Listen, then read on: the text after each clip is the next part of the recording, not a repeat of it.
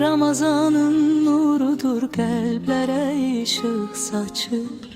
Səcdə edən inanan bərəkət ondan alır. Allahın rəhməti var inanan hər bir kəsə. Oruç tutan yenilməz düşməninə, nəfsinə. Quranın dedikləri ruhumu ram eyləmiş. Könlümdə olan hikmət məni bihuş eyləmiş. Gecələrin sultanı Qədr gecəsi gəldi. Endi yerə mələklər göydən yerə nur əsdi.